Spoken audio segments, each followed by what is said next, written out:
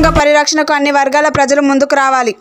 పైడిగుమ్మల్ మాజీ ఎంపీటీసీ జ్ఞానరత్నం గ్రామస్తులతో ప్రతిజ్ఞ చేయించిన కోయిర్ మండల పార్టీ అధ్యక్షులు రామలింగారెడ్డి. కోయిర్ మండలంలోని పైడిగుమ్మల్ గ్రామంలో ముందుగా అంబేద్కర్ విగ్రహానికి పూలమాల సమర్పించారు. అనంతరం జై బాపు, జై భీమ్, జై సావధాన్ రాజ్యాంగ పరిరక్షణ సన్నాహక సమావేశం మరియు పాదయాత్ర కార్యక్రమం నిర్వహించారు.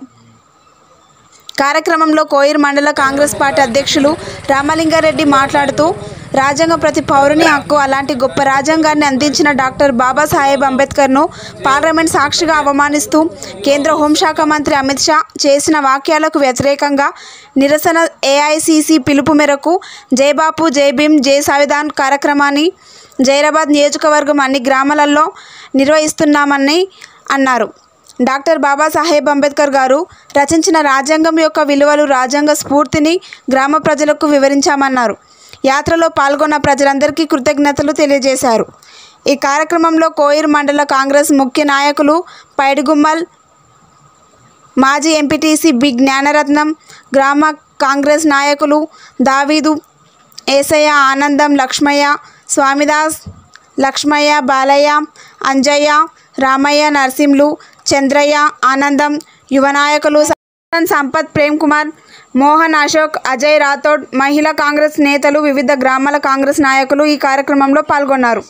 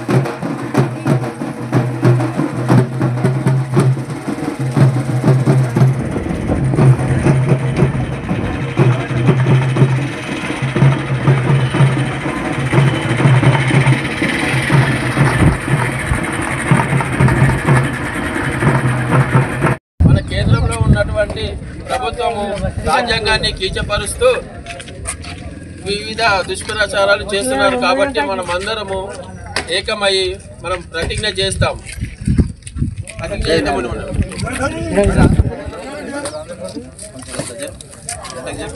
జై బాపు, జై బాపు, జై బాపు, జై భీమ్, జై భీమ్, జై సంవిధాన్, జై సంవిధాన్, జై సంవిధాన్.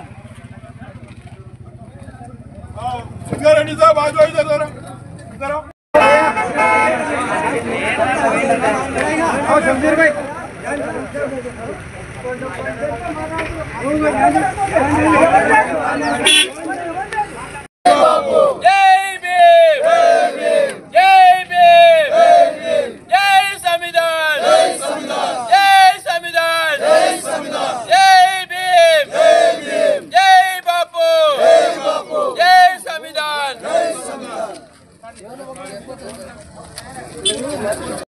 అందరి చేతులు ముంగడ పెట్టండి. భారతీయులైన మేము మా రాజ్యాంగాన్ని అత్యంత పవిత్రమైనదిగా ప్రపంచంలోనే గొప్ప రాజ్యాంగంగా మారుస్తున్నాము.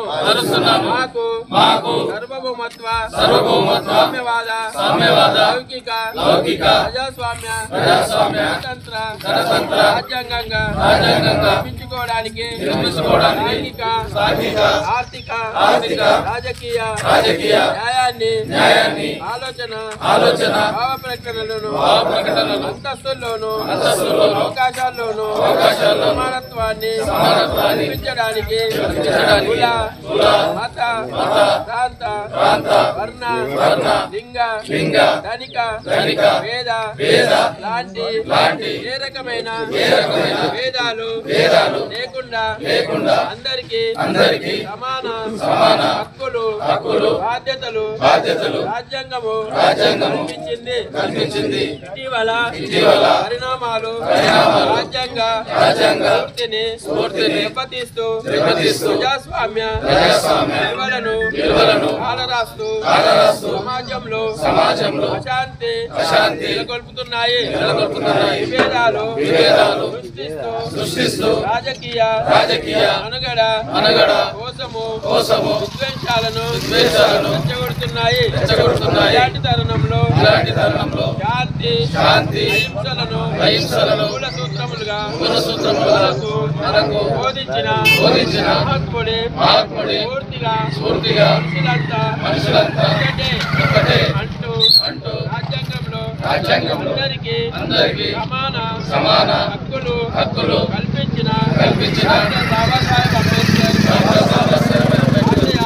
ఆశయాలను అమలు చేస్తూ మన రాజ్యాంగాన్ని నాయకులకు, కార్యకర్తలకు, మండల నాయకులకు, ఇతర గ్రామాల నుంచి వచ్చిన కార్యకర్తలకు, నాయకులకు ఈరోజు ఎందుకు వచ్చినట్టే ఈరోజు సెంట్రల్ రాజ్యాంగం గురించి ప్రతిరోజు మన ఈరోజు జై భీమ్ నినాదం తీసుకొని రాజ్యాంగం విలువలు తెలియనోడు వాడు హోమ్ మినిస్టర్ అయితే రాజ్యాంగం విలువలు తెచ్చుకోవాలి. ముందు చదువుకున్నది కాదు, నరాలు గడిచింది రాజ్యాంగం వచ్చింది.